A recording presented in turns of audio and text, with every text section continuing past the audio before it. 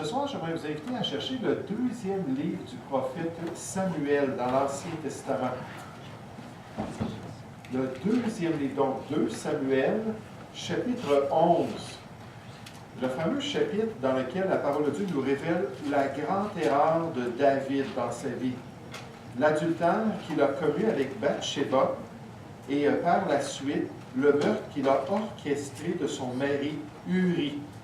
J'aimerais qu'on puisse regarder les conséquences, j'aimerais qu'on puisse regarder les problèmes qui sont venus de ça alors qu'il a récolté après avoir semé le mal dans sa vie personnelle et dans la vie de sa famille. Ce soir, j'aimerais qu'on puisse se concentrer sur les 5 premiers versets. Donc, 2 Samuel, chapitre 11, les versets 1 au verset 5. 2 Samuel, chapitre 11, verset 1 jusqu'au verset 5. On nous dit, l'année suivante, au temps où les rois se mettaient en campagne, David envoya Joab avec ses serviteurs et tout Israël pour détruire les fils d'Ammon et pour assiéger Rabat. Mais David resta à Jérusalem. Un soir, David se leva de sa couche, et comme il se promenait sur le toit de la maison royale, il aperçut de là une femme qui se baignait et qui était très belle de figure. David fit demander qui était cette femme, et on lui dit, « N'est-ce pas Bathsheba, fille d'Éliam, femme d'Uri le Hétien? » Et David envoya des gens pour la chercher. Elle vint vers lui, et il coucha avec elle. Après s'être purifiée de sa souillure, elle retourna dans sa maison. Cette femme devint enceinte, et elle fit dire à David, « Je suis enceinte. » Dans 1 Roi 15, au verset 5, on résume la vie de David, et le Saint-Esprit nous dit, « Car David avait fait ce qui est droit aux yeux de l'Éternel, et il ne s'était détourné d'aucun de ses commandements pendant toute sa vie, excepté dans l'affaire d'Uri le Hétien. » Donc ici, on a un des grands événements dans la vie de David qui a été très fâcheux. Une des grandes erreurs, on pourrait dire la grande bévue de sa vie, la semence maléfique qu'il a semée et dont il allait récolter ensuite toutes sortes de problèmes. Et nécessairement, David, en faisant ça, nous révèle qu'il n'était pas en communion avec Dieu. En fait, il y avait des problèmes spirituels à cette époque-là dans le cœur de David. Il y a certains indices qu'effectivement, il était bien loin de Dieu. Le titre de mon message ce soir, c'est la déficience spirituelle de David. La déficience spirituelle de David. J'aimerais vous montrer des indications qui peuvent nous enseigner à nous aussi, lorsqu'on a une telle disposition dans notre vie, qu'il faut faire attention de ne pas semer ce qui est mal dans notre existence et dans la vie de notre famille aussi, comme David le fait, mais les déficiences ou la déficience spirituelle de David. J'aimerais qu'on puisse prier ensemble, s'il vous plaît. Ô Père Céleste, Seigneur, j'aimerais te remercier, j'aimerais te louer pour cette opportunité que tu nous donnes ce soir de pouvoir considérer un mauvais exemple dans les Écritures. Seigneur, on te loue de tous les bons exemples, on te loue de tous tes serviteurs qui ont accompli ta volonté. On te loue, Seigneur, pour ces encouragements à nous aussi marcher avec toi et nous soumettre à ton plan pour notre vie. Mais Seigneur, parmi les ennemis de Dieu, il y a plusieurs mauvais exemples. Et parmi certains serviteurs de Dieu, il y en a aussi. Et tu nous dis cette affaire dans la vie d'Uri le Hétien et de son épouse Bathsheba, c'était vraiment un mauvais exemple de comment un bon serviteur, un serviteur qui avait un cœur selon ton cœur, pouvait s'éloigner tellement de ton plan et de ta volonté. Père, aide-nous à voir ces indications spirituelles, aide-nous à voir ces exemples du texte biblique pour nous mettre en garde concernant notre propre marche avec toi. Si on a ces éléments dans notre vie, aide-nous à vraiment nous repentir, aide-nous à avoir une crainte de faire de mauvais choix comme David en a fait. Et Seigneur, Père, je te prie que tu puisses vraiment nous porter à chercher ta face, qu'on puisse ensuite avoir un bon temps de prière avec sincérité de cœur et avec repentance si c'est nécessaire. Mais Seigneur, on te prie que ton Saint-Esprit puisse nous le montrer ce soir. qu'il puisse vraiment nous convaincre, Seigneur, qu'il puisse nous reprendre, qu'il puisse nous discipliner dans la justice pour qu'on puisse continuer à marcher dans tes voies. Bénis ce temps, nous te prions, au nom du Seigneur Jésus. Amen.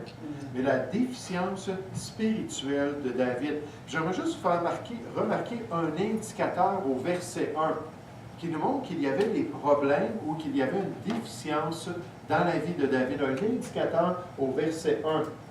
On nous dit l'année suivante, au temps où les rois se mettaient en campagne, David envoya Joab avec ses serviteurs et tout Israël pour détruire les fils d'Ammon et pour assiéger Rabat.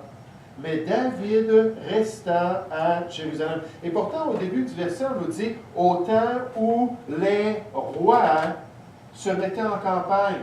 Et bien souvent, c'était au printemps et bien souvent, c'était en automne. La saison d'hiver et la saison d'été, c'était extrêmement difficile de faire une campagne militaire. Des fois, ils n'avaient pas le choix. Ça pouvait durer des années, des campagnes militaires. Mais s'ils pouvaient choisir, s'ils savaient qu'il y avait un ennemi qui voulait les attaquer, ils voulaient aller attaquer par prévention, mais ils choisissaient souvent le printemps pour le faire. Lorsque la terre avait séché, lorsque la neige avait quitté, lorsqu'ils pouvaient être certains que ça n'allait pas être un problème pour les soldats, et s'en aller, mais c'était les rois. C'était qui le roi en Israël? C'était David. Qu'est-ce qu'il faisait là? Comment ça se fait qu'il n'est pas parti avec ses troupes pour régler la question de ce peuple-là qui s'était levé contre eux? Mais le premier indicateur ici, c'est le relâchement dans nos tâches. Le relâchement dans nos tâches de tous les jours. De ne pas être vaillant envers nos responsabilités. De ne pas accomplir ce qu'on sait qu'on doit faire pour être des citoyens, pour être des gens responsables dans notre vie. Et David s'était relâché dans Proverbes chapitre 18 au verset 9. On nous dit une vérité très importante. On nous dit « Celui qui se relâche dans son travail est frère de celui qui détruit. » Celui qui se relâche, là, on dit que c'est dans la même catégorie. C'est la même nature. Lorsqu'on se relâche, on cesse d'être constructif dans notre vie. Lorsqu'on se relâche en tant que chrétien, on cesse de progresser. C'est une dégradation subtile à petit feu qui peut un jour devenir destructeur envers les responsabilités qu'on a. Et Dieu nous dit que celui qui se relâche est frère de celui qui détruit. Donc, nécessairement, ce n'est pas positif. Ce n'est pas une bonne habitude. « Ah ben non, je ne me brosserai pas les dents aujourd'hui, ça ne me tente pas. Ah ben non, je ne me laverai pas aujourd'hui, ça ne me tente pas. Ah ben non, je ne lirai pas ma Bible aujourd'hui, ça ne me tente pas. Non, je ne ferai pas telle et telle responsabilité qui sont coutumières et que je dois faire. » Et la raison pourquoi est-ce qu'on pense que David n'était pas en relation avec Dieu, puis c'est un indicateur d'une déficience spirituelle, c'est que la chair n'aime pas les responsabilités.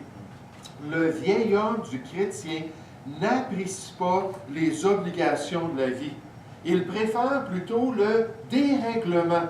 D'après Galates, chapitre 5, au verset 19, mais le mot qui est utilisé là, qui est traduit dérèglement, ça peut, il y a plusieurs significations, mais ça peut vouloir dire ne pas vouloir avoir de bornes dans notre vie, ne pas avoir de responsabilité, pas avoir de limites, pouvoir faire tout ce que j'ai à cœur, pouvoir faire tout ce que moi je désire. Puis quand il y a une autorité qui s'élève au-dessus de moi, quand il y a quelqu'un qui vient m'imposer un cadre, quand il y a quelqu'un qui vient me dire « Non, voici ce que tu dois faire », mais la chair va réagir. C'est tellement frappant avec des enfants. Les enfants, on leur donne des instructions quand ils sont tout petits. Et des fois, ils ne sont pas encore habiles, comme rendus à l'adolescence, peut-être à l'âge adulte, où ils vont cacher ça auprès de leur patron ou dans d'autres circonstances. Mais quand ils sont là en tant qu'enfants, oh, là, tu le vois là, qu'ils sont fâchés. Tu le vois qu'ils ne sont pas contents. Hein, on est tout ça dans le livre des Proverbes. L'œil qui se moque d'un père et qui dédaigne l'obéissance envers une mère. Maman, tu me mets des limites. Papa, tu me mets un cadre dans ma vie. Je n'aime pas ça. Et en fait, la chair aime le laisser aller. La chair aime la soi-disant liberté de soi de faire ce qu'on veut sans que personne d'autre nous présente de responsabilité morale, personne d'autre nous pousse à une obéissance quelconque et qu'on n'est pas obligé de se soumettre à des normes établies par autrui. Juste ce que moi je veux, juste ce que moi je désire. Regardez avec moi, gardez votre main dans 2 Samuel 11, regardez 2 Pierre chapitre 2. Le relâchement dans les tâches. 2 Pierre chapitre 2. Vous savez, dans les milieux chrétiens, il faut faire attention parce qu'il y a des gens qui vont nous encourager à nous relâcher. En Galates 6.9, pour eux, ce n'est pas quelque chose qu'ils vont nous partager. Ne nous lassons pas de faire le bien. Non, mais ils vont dire, écoute, fais donc ce qui te tente. Si tu le désires, si tu as ça à cœur, vas-y. Un peu comme Nathan envers David, quand David avait le désir de construire le temple ou la maison de Dieu, puis ce n'était pas le plan de Dieu. David dit, vas-y, puis fais tout ce que tu as dans ton cœur. Là, il est sorti de la maison, Dieu dit, retourne voir David, tu te trompes. Ce n'est pas mon plan du tout pour sa vie. Ce n'est pas du tout ce que je désire dans son existence. La Bible nous dit dans Jude, chapitre 1, au verset 4, que dans ce petit groupe de chrétiens-là, il y avait des gens qui s'étaient introduits et qui avaient changé dans leur enseignement la grâce du salut, la grâce de Dieu en dérèglement. Ah, vous êtes des enfants de Dieu. Vous êtes libres en Jésus-Christ. Vous êtes sous la grâce et pas sous la loi. Faites donc tout ce que vous voulez. Ça ne dérange pas. Dieu n'y en fait aucun cas. C'est vos désirs, c'est vos choix. Poursuivez ce que vous voulez. Là, ils sont en train d'attaquer l'autorité de Jésus-Christ. On dit ça, il renie notre Maître et Seigneur Jésus-Christ pour nous détourner de la volonté de Dieu. Regardez ici dans 2 Pierre chapitre 2. Comment il y avait des gens dans 2 Pierre, comme dans Jude, qui ne connaissaient pas Dieu, mais qui influençaient les églises chrétiennes. Verset 17, 2 Pierre 2, 17. Ces gens-là sont des fontaines sans eau, des nuées que chasse un tourbillon. L'obscurité des ténèbres leur est réservée. Avec des discours enflés de vanité, ils amorcent par les convoitises de la chair, par les dérèglements, ceux qui viennent à peine d'échapper aux hommes qui vivent dans l'égarement. Donc, ils rencontrent des gens qui s'intéressent à la Bible, des gens qui disent « Ah, je suis prêt à me repentir, je suis prêt à me convertir à Dieu ». Ils vont prendre ces gens-là qui n'ont pas d'expérience, ces gens-là qui sont simples envers le plan de Dieu. Et là, ils vont essayer d'affecter ces gens-là. Écoute, tous les plaisirs de la chair, c'est tellement bon pour toi. Écoute, tout le dérèglement, le manque de structure que tu aimes, c'est le plan de Dieu pour toi. Là, ils viennent, ils amorcent ces gens-là. Et là, au verset 19, on voit leur message, ça dit, ils leur promettent la liberté, quand ils sont eux-mêmes esclaves de la corruption, car chacun est esclave de ce qui a triomphé de lui. Mais donc, la soi-disant liberté de la chair, la soi-disant liberté de notre vieille nature, qui désire faire ce qu'elle veut sans se soumettre au plan de Dieu. Donc, dans la vie de David, on voit premièrement cet indicateur-là. Il était dans un relâchement. Et vous savez, après cette occasion-là, lorsqu'il y a eu des conflits, David voulait toujours, après cela, s'en aller à la guerre avec l'armée. Même quand il était rendu vieux, même quand il poursuivait son fils, à cause de son fils s'était levé avec certains du peuple contre lui, David voulait y aller. Là, les gens devaient le ralentir. OK, non, la saison de la guerre pour toi, en tant que vieillard, c'est terminé. Je pense que David avait appris la leçon du danger de se relâcher. Quand on était jeune, on disait souvent « L'oisiveté, c'est la mère de tous les vices ». C'est vrai que quand on se relâche, on ouvre la porte au malin. Quand on n'est pas en train d'accomplir la volonté de Dieu, quand on n'est pas à l'Église, quand on devrait être à l'Église, quand on n'est pas en train de servir, quand on devrait être en train de servir, quand on n'est pas en train de s'occuper de nos propres affaires et de gagner notre pain quand on devrait le faire, on ouvre la porte à la tentation. On ouvre la porte au malin. Et ça, c'est le premier indicateur. Maintenant, au verset 2 et 3 de 2 Samuel, chapitre 11, on voit une autre indication d'une déficience spirituelle. Regardez les versets 2 et 3. On nous dit un soir, David se leva de sa couche, et comme il se promenait sur le toit de la maison royale, il aperçut de là une femme qui se baignait et qui était belle de figure. Les toits étaient plats, puis souvent les gens passaient les dernières heures de la journée sur leur toit parce que c'était frais, il y avait une bonne brise, c'était agréable. Là, David est sorti au lieu d'être en train de se battre contre ses ennemis. Il est sorti ce soir-là, il s'était peut-être reposé. Même les Juifs, souvent, se couchaient après l'heure du dîner environ. Il y avait une petite siesta pour les Juifs. Alors que je lisais ça, j'ai lu plusieurs commentateurs pour essayer de me mettre un peu plus dans le contexte de ce qui se passait. Et là, David est sorti, mais sa maison était plus haute que les autres. Puis il était en mesure de voir au-dessus de la clôture extérieure d'une maison voisine. Puis dans un bassin à l'extérieur, il n'y avait personne qui la voyait, à part celui qui avait la maison plus élevée. Vous savez, en Égypte, Pharaon, le mot Pharaon, ça veut dire la maison élevée. Donc, c'était lui le chef parce qu'on savait que sa maison était plus haute que tous les autres. Mais David, sa maison était probablement très élevée. Là, il l'a vu en train de se baigner, en train de se laver.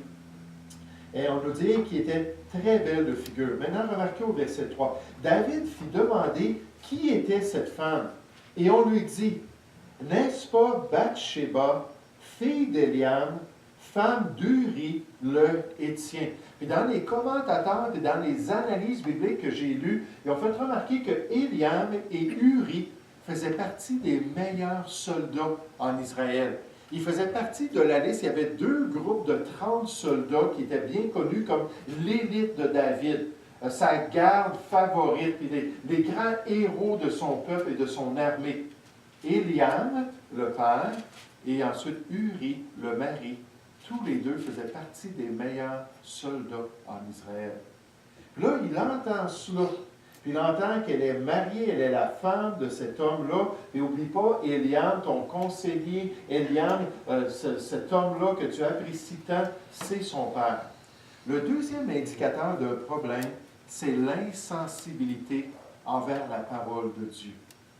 L'insensibilité envers la parole de Dieu.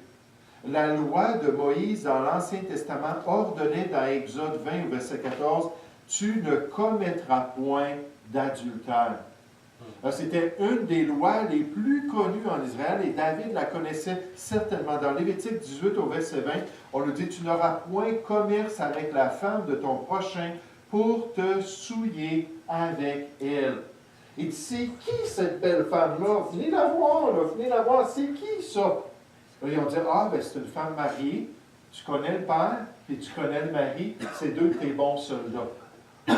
David entend cela, puis il ne fait aucun cas de la parole de Dieu. Il n'est pas là, oh, wow, elle est mariée, ok, bon, ça y est, je ne la mettrai pas dans mon harem. David, il y avait déjà 5 femmes et des concubines, là. Il est en train de se bâtir un harem célèbre. Il dit, il aurait pu dire ça tout de suite parce que la loi nous dit de ne pas faire ça.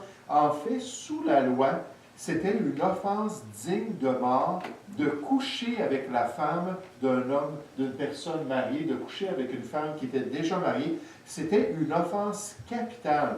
Dans Lévitique 20 au verset 10, on nous dit, si un homme commet un adultère avec une femme mariée, s'il commet un adultère avec la femme de son prochain, l'homme et la femme adultère seront punis de mort.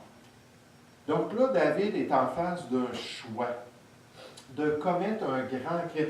Non seulement cela, mais l'adultère était digne de mort et le meurtre aussi était digne de mort. Et David, dans cette situation-là, a commis exactement les 2. Et il était bien loin de cette époque-là où il disait dans le psaume 119 au verset 11, « Je sers ta parole dans mon cœur afin de ne pas pécher contre toi. » Il était bien loin de ce David-là qui était sensible envers la loi de Dieu, ce David-là qui avait un désir profond d'accomplir le plan de Dieu. Il y avait maintenant une insensibilité majeure dans son cœur. C'est ce que la Bible dit lorsqu'elle parle d'un cœur qui est endurci. Un cœur qui est loin de Dieu, un cœur qui est dur envers le plan de Dieu. Et certainement, ce n'est pas un cœur selon le cœur de Dieu. Comment est-ce qu'on voit cela? On n'est pas ouvert envers sa parole. On entend les Écritures, puis ça ne nous touche pas. Ça ne nous amène pas à faire un changement, à nous repentir, à nous détourner de ce qui est mal aux yeux de Dieu. Regardez avec moi dans Proverbe chapitre 28. Proverbe chapitre 28, le fils de David, Salomon, explique un petit peu comment est-ce qu'on peut devenir désensibilisé concernant le plan de Dieu. Comment est-ce que ça arrive qu'un chrétien, même dans sa conscience, parce que dans Hébreux chapitre 3, versets 12 et 13, on nous parle d'un chrétien qui a un cœur mauvais, un chrétien qui est incrédule, qui se détourne de Dieu. Pourquoi? À cause qu'il est séduit par la jouissance du péché. Qu'est-ce que séduit David? L'appât du gain? Qu'est-ce que séduit David? Avoir plus de richesses? Qu'est-ce que séduit David? Avoir une victoire sur ses ennemis? Non, ce qui l'a séduit, c'est que c'était une belle femme, son mari n'était pas avec elle. Là, il a voulu la connaître. On va voir ça dans un instant, un autre indicateur. Mais dans Proverbe chapitre 28, on nous dit au verset 4, « Ceux qui abandonnent la loi louent le méchant, mais ceux qui observent la loi s'irritent contre lui. » Donc, on voit notre relation avec la parole de Dieu et notre conscience, notre cœur. C'est lié ensemble. On nous dit, les hommes, verset 5, « livrés au mal, ne comprennent pas ce qui est juste. » Mais ceux qui cherchent l'Éternel comprennent tout parce que la relation avec Dieu, c'est ça la solution. De prioriser, de rester attaché au Seigneur, de marcher selon sa parole. C'est ça qui va nous garder sensibles. C'est ça qui va nous permettre d'accomplir le plan de Dieu. Regardez au verset 9. « Si quelqu'un détourne l'oreille pour ne pas écouter la loi, sa prière même est une abomination. » Si tu n'es pas prêt à écouter la parole de Dieu, si tu es insensible envers la parole de Dieu, mais c'est clair que tu as un gros problème de relation avec le Seigneur. C'est clair que Dieu ne t'écoutera pas. C'est clair que Dieu ne voudra pas entendre tes requêtes. Il veut une communication dans les deux sens. On continue, verset 13. « Celui qui cache ses transgressions ne prospère point, mais celui qui les avoue et les délaisse obtient miséricorde. Heureux l'homme qui est continuellement dans la crainte. » Ou heureux l'homme qui cherche continuellement la face de Dieu.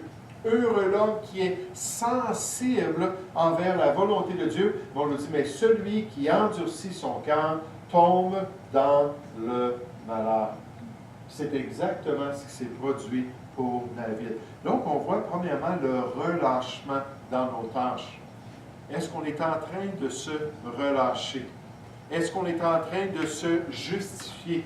Est-ce qu'on est en train de trouver des excuses pour ne pas accomplir les tâches normales qu'on devrait faire? Dans Luc 16, 10, ça dit « Celui qui est fidèle dans les moindres choses le sera aussi dans les grandes. Celui qui est injuste dans les moindres choses le sera aussi dans les grandes. » Ne vous attendez pas que si vous n'êtes pas fidèle dans les petites choses que Dieu nous confie, que Dieu va nous bénir et nous en donner de plus grandes.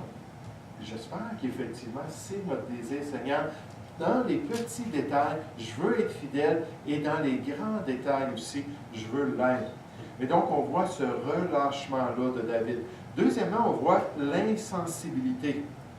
Puis envers pas juste n'importe quel commandement, envers 2 des 10 commandements.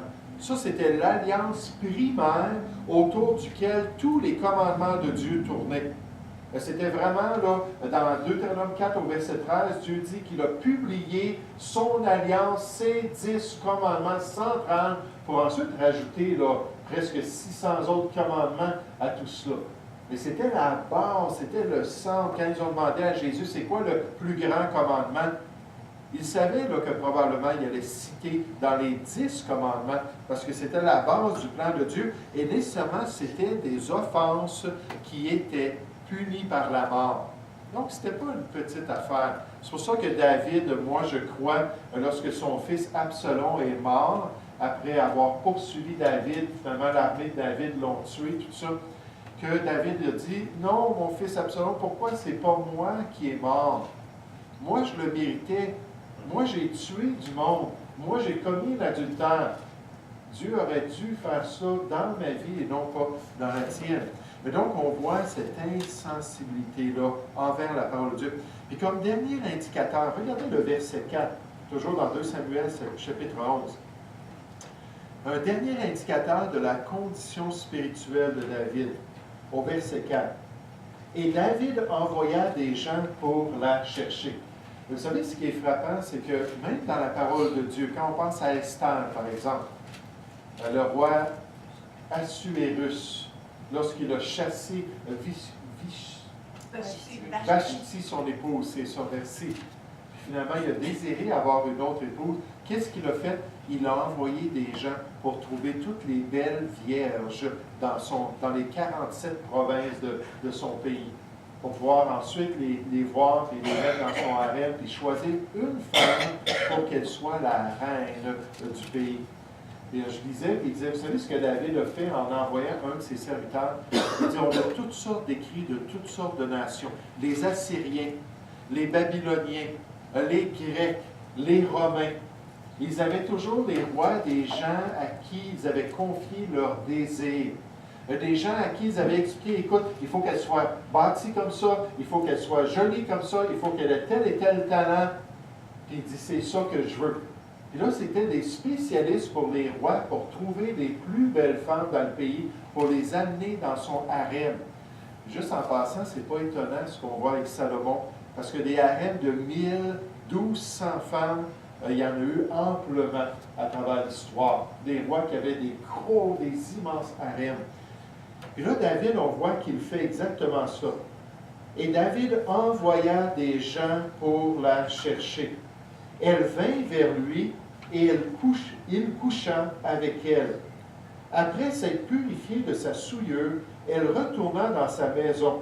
Cette femme devint enceinte et elle fit dire à David, « Je suis enceinte. » Puis c'était intéressant de voir les différents commentateurs. Certains disaient, « Bien là, c'est évident, Bathsheba s'est mis une place où le roi aurait pu la voir. » Et donc, elle voulait qu'il la voie et qu'il lui demande d'aller coucher avec. Elle n'a pas résisté, elle était prête à plaire à son souverain. Là, d'autres commentateurs disaient, oui, mais comment savait-elle que David est encore là? L'armée était partie contre leurs ennemis, le roi, c'était sa tâche. Et peut-être qu'effectivement, elle s'est permise de se laver comme ça, dans ce contexte-là. Et là, on ne spécifie pas quel genre d'attitude elle a eue lorsque David l'a amenée dans sa chambre pour coucher avec elle. Et en passant, quand Bathsheba a appris que Uri avait été tué au combat, qu'est-ce qu'elle a fait? Yes! Qui peut aller voir le roi que je puisse devenir sa femme? Non. Elle a pleuré. Donc, c'est dur dans le texte de faire dire à la parole de Dieu ce qui n'est pas si clair que ça. Mais ce qui est clair, c'est David et son désir. Un autre indicateur spirituel d'un problème dans notre relation avec Dieu, c'est la priorité qu'on met sur notre satisfaction personnelle. La priorité qu'on met sur notre satisfaction personnelle. L'importance placée sur soi-même. L'importance de se plaire personnellement coûte que coûte. L'égocentrisme qui éclipse l'altruisme envers Dieu et envers autrui. L'idole du soi qui vient s'installer confortablement dans notre cœur. Vous savez ce qui est frappant quand on regarde les écrits des psaumes? Et c'est certain que probablement la moitié des psaumes, peut-être le trois quarts des psaumes ont été écrits par David. Ce qui est frappant, un mot qui revient continuellement dans les psaumes, c'est « toi ». Toi, toi, toi, en parlant de Dieu. Et effectivement, David a eu des périodes où Dieu était important pour lui. Il a eu des périodes où c'était prioritaire pour lui de plaire à Dieu. Il voulait vraiment marcher selon les commandements de Dieu. Il voulait suivre la parole de Dieu. Il voulait suivre sa volonté. Dans le psaume 119 au verset 5, il dit « Puissent mes actions être bien réglées, que je puisse m'ordonner, que je puisse bien me discipliner, afin que je garde tes statuts. » Puis à plus de 100 fois dans le psaume 119, David dit, c'est ta parole, tes commandements, tes statuts, tout ce qui a rapport à ta volonté. Et David était concentré sur la personne de Dieu. Mais quelque chose s'est produit. Quelque chose a changé dans son cœur.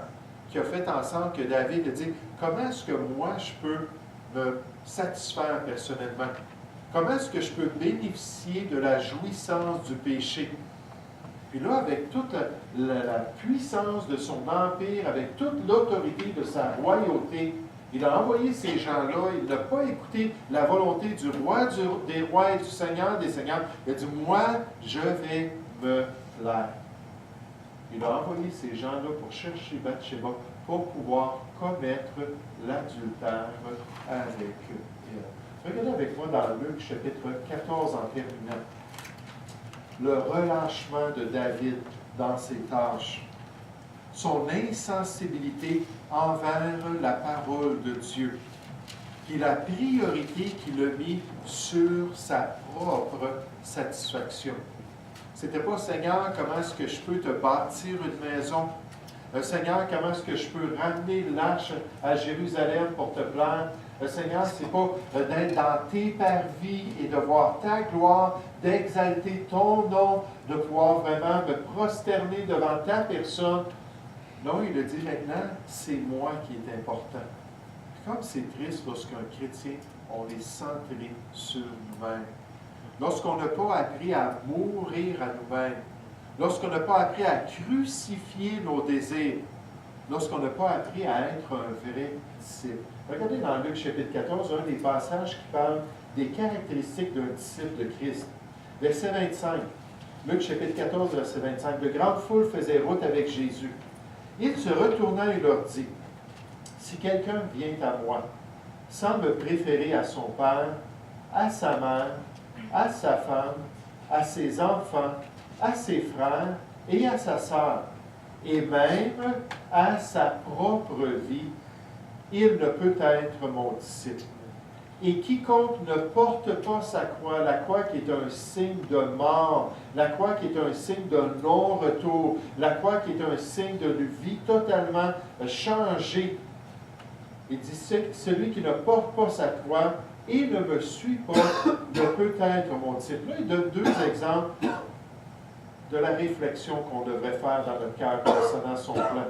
Il dit, verset 28, « Car lequel de vous, s'il veut bâtir une tour, ne s'assied d'abord pour calculer la dépense et voir s'il a de quoi la terminer, de peur qu'après avoir posé les fondements, il ne puisse l'achever, et que tous ceux qui le verront se mettent à le railler, en disant, cet homme a commencé à bâtir, il n'a pu achever. » Là, l'image, c'est de quelqu'un qui dit, oui, oui, oui, je veux être un disciple, mais sans voir qu'il va devoir persévérer dans cette disposition de cœur-là, qu'il va vouloir porter sa croix quotidiennement jusqu'à la fin de sa vie, qu'il va devoir choisir de ne pas chercher la satisfaction personnelle comme la motivation dans sa vie. Je sais qu'il y a des gens qui, s'ils ne prennent pas certaines drogues, s'ils ne prennent pas certains produits, certaines boissons, ils ne sont pas en mesure de vivre d'une manière heureuse, ils vont dire. Parce que quoi? Ils ont besoin d'une satisfaction personnelle. Ils aiment ce que ces produits-là leur donnent. Verset 31. Auquel roi, s'il va faire la guerre à un autre roi, ne s'assit d'abord pour examiner s'il peut, avec 10 000 hommes, marcher à la rencontre de celui qui vient l'attaquer avec 20 000. S'il ne le peut, tandis que cet autre roi est encore loin, il lui envoie une ambassade pour demander la paix, donc encore de calculer le prix, voir si on est en mesure d'être déterminé ainsi. Et Jésus termine en disant, « Ainsi donc, quiconque d'entre vous ne renonce pas à tout ce qu'il possède, à tout ce qu'il est, à tout ce qu'il a, à tout ce qu'il veut, ne peut être mon disciple. » Là, c'est intéressant, versets 34 et 35, « Le sel est une bonne chose. Mais s'il perd sa saveur, avec quoi l'assaisonnera-t-on? Il n'est bon ni pour la terre, ni pour le fumier. On le jette dehors, que celui qui a des oreilles pour entendre, entende. » Mais être prêt à renoncer à nous-mêmes. Aux frères et sœurs, il ne faut pas se relâcher. Il faut prendre à cœur les petites tâches, il faut prendre à cœur les grandes tâches. Il faut tout faire, la Bible nous dit. Toutes les catégories de nos tâches, il faut tout faire de bon cœur pour le Seigneur. Frères et sœurs, il ne faut pas s'endurcir comme David. si on entend la parole de Dieu et les avertissements des Écritures, on est mieux d'être comme Néhémie et ceux qui faisaient partie des personnes qui le suivaient, qui tremblaient devant la parole de Dieu, qui étaient touchés quant au plan de Dieu. Et il faut avoir une priorité pour le plan de Dieu pour notre vie. Ça ne veut pas dire que c'est juste ça. C'est le seul aspect de ce qu'on poursuit dans notre vie, mais ça doit être la priorité. J'écoutais à un moment donné un homme qui enseignait concernant le leadership, comment être un bon dirigeant. Puis une des choses qu'il a dit, il a dit, gardez toujours les priorités des priorités dans votre vie. Puis ça, on entend ça dans les milieux chrétiens, on entend ça dans la parole de Dieu. Cherchez premièrement le royaume et la justice de Dieu, et toutes ces choses seront données par-dessus. Et là, c'est un homme d'affaires qui a eu beaucoup de succès et qui continue à avoir du succès et qui est payé pour renseigner des hommes d'affaires dans les tâches qu'ils doivent accomplir. Et cet homme-là disait, il faut choisir les bons combats. Il faut s'attacher aux bonnes choses. Il faut être certain d'avoir les bonnes priorités. Puis moi, je pense qu'en tant que chrétien, si on veut avoir du succès pour Dieu et accomplir le plan de Dieu, on n'a pas le choix de s'attacher au plan du Seigneur.